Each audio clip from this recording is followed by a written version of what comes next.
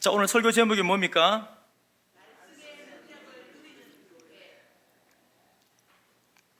말씀의 능력을 지금 누리고 계십니까?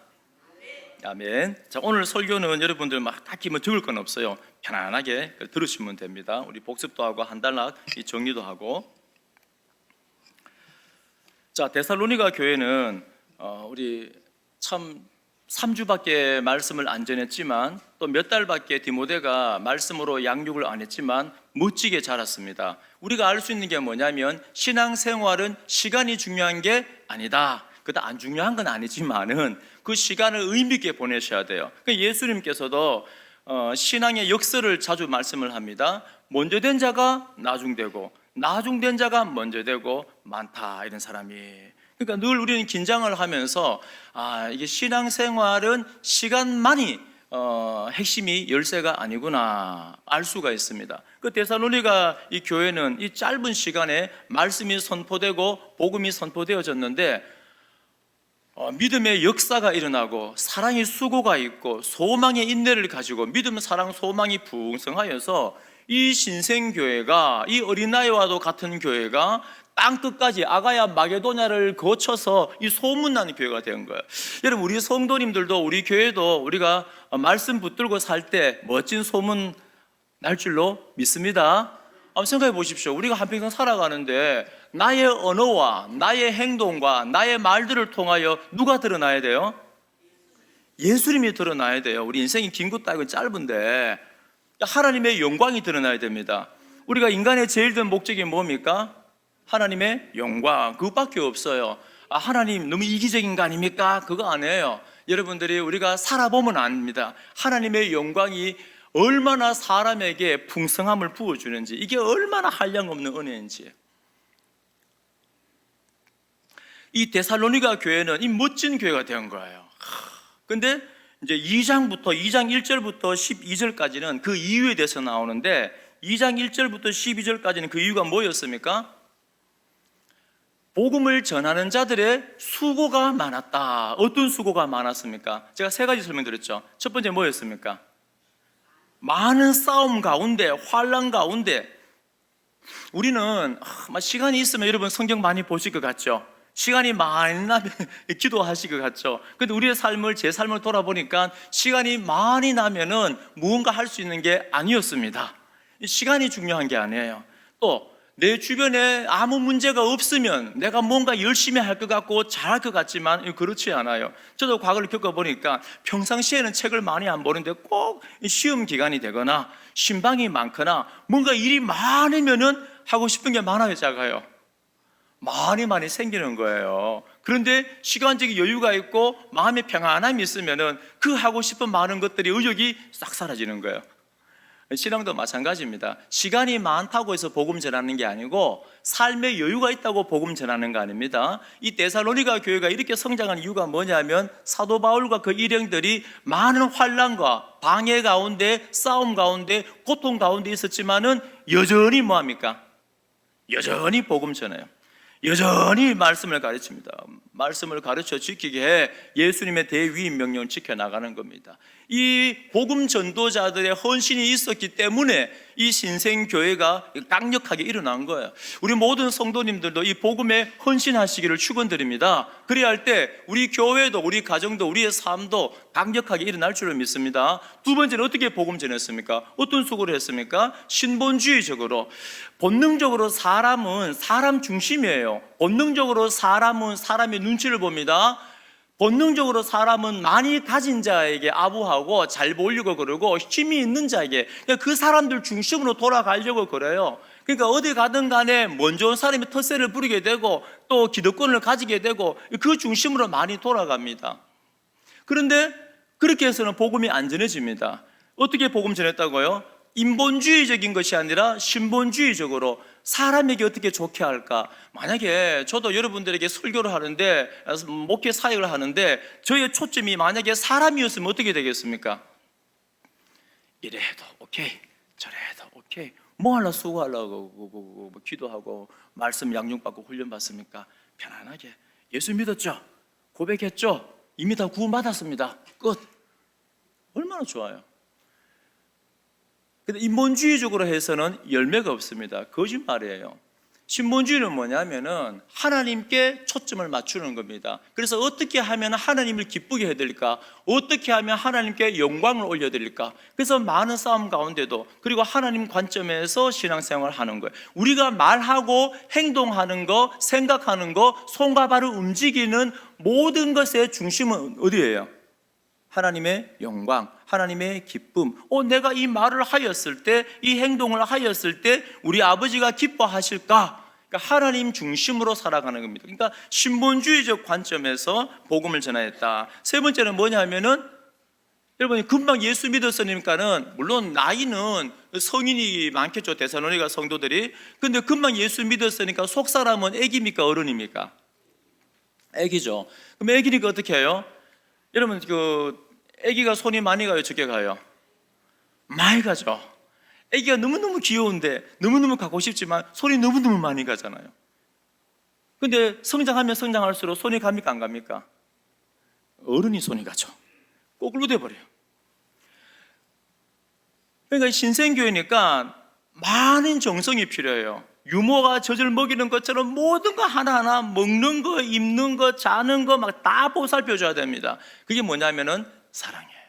그런 사랑으로 데살로니가 교회를 보살폈다. 자, 이렇게 전도자들이 참 열심으로 섬겼기 때문에 데살로니가 교회는 성장하였다. 우리 교회도 많은 분들이 예수 그리스도의 몸된 교회를 열심으로 사랑으로 신본주의적으로 섬겨 나가시기를 축원드립니다. 반드시 교회는 성장합니다. 자, 그러면 오늘 13절부터는 또 다른 관점이에요. 똑같이 이 땅에 교회가 있는데, 어떤 교회는 부흥을 합니다. 어떤 교회는 개혁이 일어나요. 어떤 교회는 고귀함과 고결함을 지켜나갑니다. 어떤 교회는 상식 이상으로 나아가요. 교회답게, 성도답게 일어납니다. 어떤 교회는 맨날 문제가 있어요. 어떤 교회는 항상 이 성장을 하지 않는 거예요.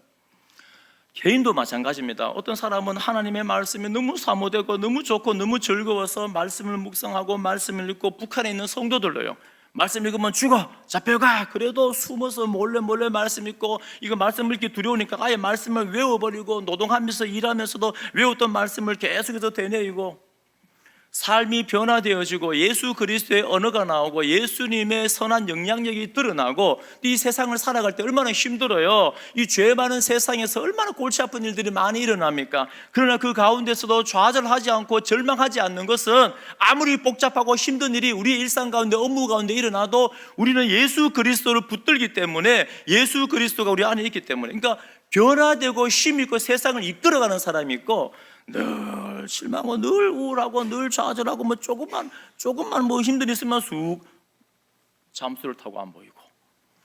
그러니까 자, 똑같이 예배를 드려요. 똑같이 말씀을 듣습니다. 똑같이 하나님의 말씀을 배워요. 그런데 어느 교회는 부흥을 하고, 어느 교회는 힘들어하고, 어느 교회는 역동적으로 성장을 하고, 어느 교회는 무너지고 있고. 그 차이가 뭡니까? 여러분, 이게 속 사람은, 자 보십시오. 우리 겉모습은 키가 커 보이, 180, 우리 교회에서 제일 크신 분 몇입니까? 190. 어제 정윤이 184로 또 자랐대요, 군대에서. 작아 보이면 150, 그거 아닙니까? 근데 우리 속 사람은 그렇지 않아요. 우리 속 사람은 하나님의 말씀을 꼭꼭 먹는 사람은 이 계속 자라고 있어요. 한 달만 자라봐요. 키 차이가 얼마나 나겠습니까? 근데 주님 오실 때까지 자라봐요.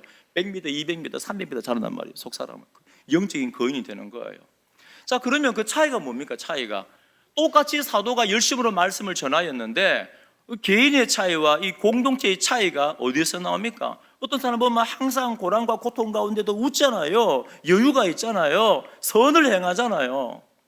차이가 뭡니까? 바로 이제 13절부터 나와요. 13절 다 함께 읽겠습니다. 시작.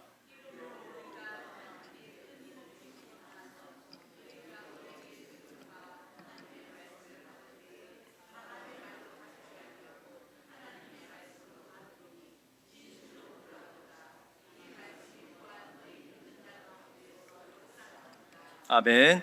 자, 제가 지난주에 이제 말씀을 전하는 자의 수고도 있었지만, 데살로니가 교회가 이만큼 성장한 것은 말씀을 받는 자의 자세도 중요하다 말씀을 드렸죠.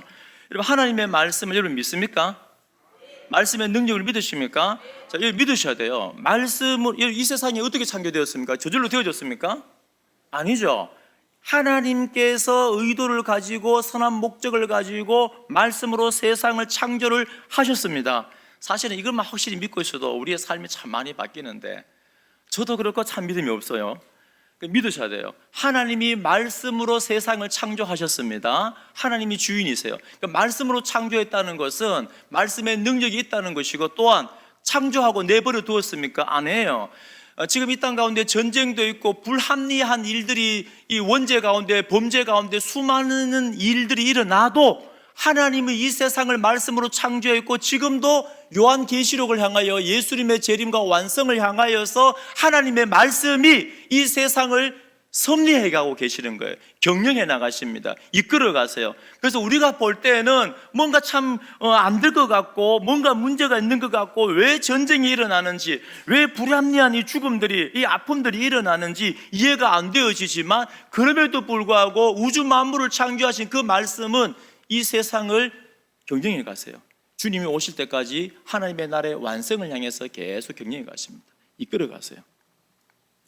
그 말씀의 능력을 우리는 말씀의 능력을 믿어야 돼요.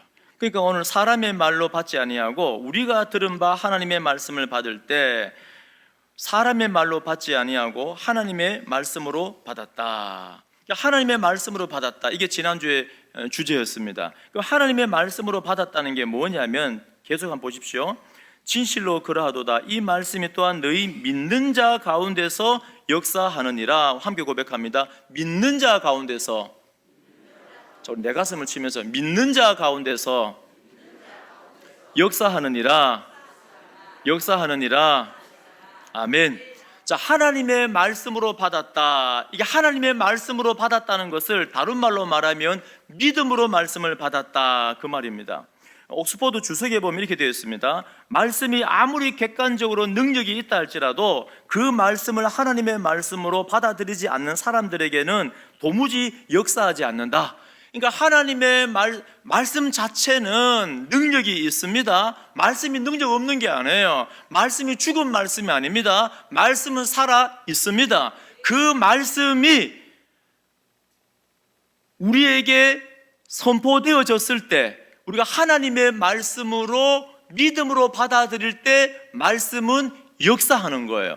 역사가 지난주 뭐라 그랬습니까? 역사가 활동하다, 운동하다, 역동적으로 움직이다. 여러분, 이 작은 말씀의 씨앗이 하나, 내가 믿음으로, 하나님이 믿음을 주셔서 믿음으로 아멘 하고 받아들일 때 그 말씀의 씨앗 하나가, 한 단어라도 내 속에 확 들어가 버리면요, 그 말씀이 울림이 되잖아요. 이게 뿌리를 내리고 내 생각을 조금씩 바꿔가요. 그리고 이 죄로 시끄러운 마음에 말씀의 빛이 쫙 비칩니다. 하나님의 뜻을 발견하게 만들어요. 내 길의 발에 비치고 등이 되는 겁니다. 그래서 말씀이 우리 속에 임하면은 하나님의 말씀으로 받을 때 역사가 일어나요. 살아있고 운동력이 있어서 좌우의 날선 어떤 검보다도 예리하여서 혼과 영과 관절과 골수를 찔러 쪼개잖아요. 세상에 그 어떤 것이 우리의 영혼을 찔러 쪼갭니까? 그러나 하나님의 말씀은 우리의 영혼을 찔러 쪼개는 줄로 믿으시기 바랍니다. 그런데 이 말씀을 하나님의 말씀으로 믿음으로 받는다는 것은 매우 중요한 겁니다. 사도 바울은 고린도후서 10장 10절에 보면은 바울을 비난하는 사람들이 어떤 말을 합니까? 편지들은 무게가 있고 힘이 있으나 그가 몸으로 대할 때는 약하고 그 말도 시원찮다. 그 바울은 말을 이렇게 깔끔하게 바르게 못했던 것 같아요. 그리고 발음도 안 좋았던 것 같습니다. 그러니까 네가 보니까 편지는 참 힘이 있는 것 같은데 내가 너의 외모를 보니까, 모습을 보니까 시원찮네. 만약에 너가 정말 하나님이 세운 사람 같았으면 얼마나 조리 있게 말하겠어. 너가 정말 하나님이 세운 사람 같으면 얼마나 말씀을 바르게 잘 전하겠어. 이렇게 많은 대적자들은 바울의 약점을 가지고 막 틈만 나면 이거 가지고 공격하고 저 가지고 공격하고, 바울은 교회 출전장 없지, 바울 병 나는 거, 병이 있는데 못 고쳤지, 가짜야. 막 틈만 나면은 막 끄집어내는 거. 왜 그럴까요? 여러분, 사탄 마귀는 뭐 하냐면은 말씀 사역자들을 통하여 말씀이 선포되어질 때 이 말씀을 아멘하고 믿음으로 받으면은 구원의 역사가 일어나잖아요. 근데 이거를 사탄 마귀는 계속해서 막는 거예요. 막아내는 거예요. 2000년 전에 마귀가 끊임없이 말씀을 믿음으로 받지 못하도록 바울을 공격한 이 사탄이 그럼 지금은 사라졌습니까? 아니죠. 지금도 동일해. 지금도 중요한 건 뭐냐면 이단들이나 이단의 영이 있는 사람들은 끊임없이 뭐냐면은 설교자의 설교를 믿음으로 말씀을 받지 못하게 만들어요. 그게 문제라는 겁니다. 지금이나 예나 사탄은 하는 역할이 그겁니다. 그러면 우리가 어떻게 말씀의 역사를 경험하냐면은 말씀이 선포되어질 때, 하나님의 말씀으로 받을 때, 믿음으로 받을 때, 죽은 말씀이 아니라 우주 만물을 창조하신 능력의 말씀이 내 속에 임하는 줄로 믿으시기 바랍니다. 그래서 믿음으로 받는다는 건 굉장히 중요한 겁니다. 누가복음 8장에 보면은 혈루증 앓는 여자의 스토리가 나오는데, 사실은 그건 혈루증 앓는 여자의 스토리가 아니고 회당장 야이로의 딸을 고치는 스토리예요. 그 안에다가 이 스토리를 집어넣었습니다. 그럼 이게 이중적인 구조예요. 뭘 강조합니까? 믿음. 이 성경이 왜 믿음을 강조하신지 아시겠죠? 무엇도 믿음을 강조합니까? 하나님의 말씀을 믿는 믿음을 말하잖아요. 막 말씀을 전하고 있는데 회당장이 야이로가 얼마나 급박했겠습니까? 내 딸이 지금 죽어가고 있어요. 제발 와서 약 안 써봤겠습니까? 회당장인데 의사에게 안 가봤겠습니까? 의사에게 가도 약을 써봐도 안 된단 말이에요. 점점 죽어가고 있어요. 이제는 절박하단 말이에요. 막 달려가서 예수님 빨리 오라고, 내 딸이 죽어간다고. 그래서 사람들이 막 얼마나 많은 사람들이 예수님 주위에 모여 있습니까? 가자고 막 하고 밀치고 막 일수입니다. 근데 갑자기 가다 말고 예수님이 지금 너무 급한데 알아도 막 모른 척하고 지나가면 되지. 갑자기 뒤를 돌아보면서 야, 누가 내 옷에 손을 댔어? 그 베드로가 깜짝 놀라잖아요. 뭔 소리 합니까? 이 많은 사람들이 얼마나 손을 많이 댔는데. 아니야, 내 능력이 나갔어. 그 뭐냐 하면은 많은 사람들이 손을 대었어요. 많은 사람들이 예수를 만났습니다. 만졌어요. 터치가 있었습니다. 그런데 정말 예수님을 만난 사람은 한 사람밖에 없어요. 믿음으로 만진 사람. 12년 동안 아무도 못 고쳤잖아요. 돈을 다 허비했잖아요. 소망이 없잖아요. 원래 그 여자는 이 부정한 여자입니다. 피를 흘리는 여자는 사람들 만지면 안 돼요. 그럼에도 불구하고 목숨을 걸고 만약에 사람들이 들키면요, 야, 너 그 여자 아니야? 어디 감히 여기 와? 내 몸에 손을 댔어? 내 몸에 타치해서 내가 부정하게 됐잖아. 돌 던지단 말이에요. 근데 그 여자는 어떻게 갔습니까? 그게 믿음이라는 믿음요. 그러니까 어떻게 해든지 간에 나는 예수님을 만지기만 하면, 예수님을 만나기만 하면 반드시 나는 구원받을 거야. 그게 믿음인 거예요. 복음이신 예수 그리스도를 만나면은 인격적인 만남이 있으면, 그러니까 모든 사람이, 많은 사람이 만졌지만 만지가 아니에요. 믿음으로 만진 사람만 만진 겁니다. 많은 사람이 예배를 드리지만 다 예배 드리는 게 아니에요. 믿음으로 말씀을 듣는 사람만 예배를 드린 거예요. 사랑하는 우리 모든 성도님들은 예배를 드리시기를 축원드립니다. 믿음으로 말씀을 받기를 축원드립니다. 그 말씀이 우리 속에 있으면 꿈틀거리잖아요. 내 양심이 변화가 되잖아요. 그 여자가 나와서 벌벌 떨면서 아이고 제가 그랬습니다. 괜찮아. 네 믿음이 너를 구원했어. 근데 이거는 모든 사람을 위해서 하는 거고 그 여자를 위해서도 하겠지만은 누구를 위해서요? 이 스토리를 보면은 옆에 지금 가만히 보고 있는 회당장 야이로에게도 주시는 말씀인 거예요. 내 딸이 지금 죽어가고 있지만 믿음으로 구원을 받네. 예수님께서 너 믿음으로 구원받은 거야, 여자야, 잘 가, 평안해 하고 말도 덜 끝나기 전에 회당장 집에 사람이 옵니다. 딸이 죽었어요. 포기하세요. 선생님 그렇게 하지 마세요. 벌벌벌 떨고 있잖아요. 그때 예수님께서 뭐라 합니까? 두려워하지 말고 믿기만 하라. 네 그만 봤지? 믿음으로 구원받은 거 봤지? 믿기만 해. 그 말이에요. 그리고 가서 어떻게 합니까? 믿음으로 구원을 딸이 받는 겁니다. 그게 믿음이에요. 믿음으로 말씀의 역사가 내 삶 가운데, 내 인격 가운데 일어나는 거예요. 여기 8장인데 9장에 보면 어떤 내용 나오는지 아십니까? 9장에 보면은 변화산 사건 나오는데 베드로, 야고보, 요한 세 사람만 변화산에 올라갑니다. 하룻밤 지나고 내려옵니다. 내려오니까 또 난리가 났어요. 막 아버지가 막 자기 아들이 귀신 들렸는데 이 귀신은 그냥 귀신 아니에요. 막 소리 지르게 만들고 몸을 상하게 만들고 막 난리가 막 거품 물고 난리 나는 거예요. 그 내 아들 제발 좀 고쳐달라고. 그 아버지가 얼마나 마음이 아팠겠습니까? 그래 하는데 그 아버지가 하는 말이 당신의 제자들이 못 고쳤습니다. 예수님 뭐라 하십니까? 책망하시면서 뭐 때문에 못 고쳤죠? 뭐 때문에 능력이 안 나갔죠? 믿음이 없는 패역한 세대요.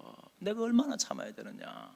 그러니까 믿음으로 말씀을 받을 때 하나님의 말씀이 우리 속에 들어오는 거예요. 자, 히브리서 4장 1절 2절에 보면, 자, 4장 1절에 보면은 이런 말씀이 있습니다. 그러므로 우리는 두려워할지니. 자, 여러분들에게 두려워하래요. 초대교회 성도들 얼마나 열심히 했습니까? 초대교회 성도들이 얼마나 복음 열심히 전했습니까? 근데 초대교회 성도들 향해서 어떻게 하냐면은 우리는 두려워해야 됩니다. 왜?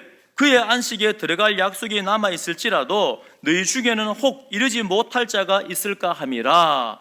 여러분, 초대교회 성도들 그렇게 열심히 하는데 여러분 두려워하세요? 왜 두려워해야 됩니까?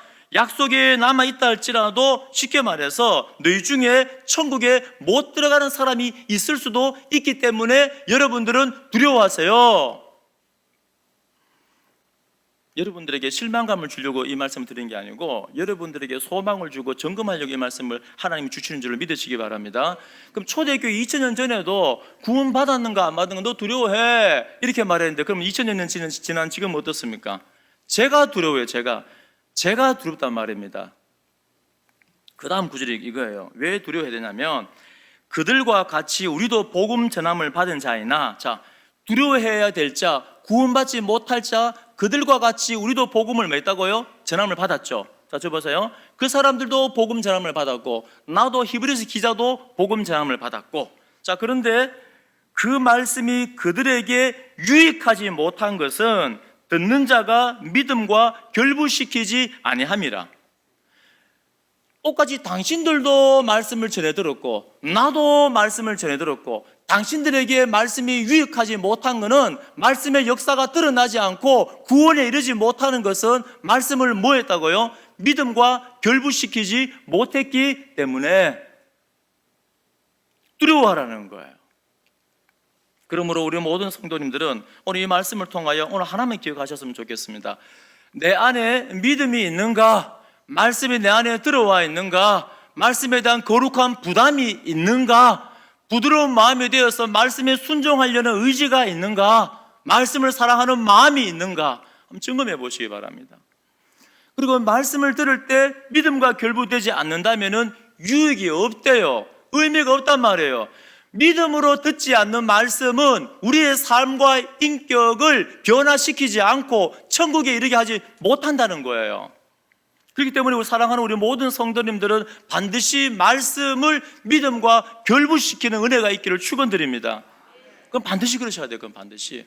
또 선포되는 말씀뿐 아니라 여러분들이 혼자서 말씀을 묵상하고 읽을 때도 마찬가지입니다. 말씀을 혼자 공부할 때도 마찬가지예요. 이 말씀을 이 지식적으로. 그러니까 왜 바리새인입니까? 이 바리새인들은 사실은 우리 같은 저 같은 사람들은 감히 바리새인에 비교할 수가 없어요. 왜냐하면 그분들이 얼마나 열심히 했는지 몰라요. 얼마나 금식하고 얼마나 봉사하고 얼마나 충성했는지 모릅니다. 그런데 왜 사탄의 자식이 되어버렸어요? 믿음과 결부시키지 않았기 때문에. 그러니까 믿음과 결부시키지 않아도 얼마든지 봉사하고 얼마든지 금식하고 얼마든지 종교활동을 할 수 있는 거예요. 그런데 그 말씀은 믿음과 결부시키지 않을 때는 말씀은 가슴까지 안 내려와요. 머리에 머문단 말이에요. 그 머리에 머물러 버리니까는 삶으로 역사가 드러나요, 안 드러나요? 아무 유익이 없느니라. 사랑하는 우리 모든 성도님들은 꼭 오늘 말씀을 통해 점검하시고 말씀에 머리에 머물면 안 돼요. 믿음으로 말씀을 아멘 하여서 말씀에 복종하겠습니다. 생명의 진리의 말씀 십자가 복음 앞으로 나가겠습니다 하고 이 가슴까지로 쭉 내려오셔야 돼요. 내 안에 울림이 돼요. 뿌리 내리셔야 됩니다.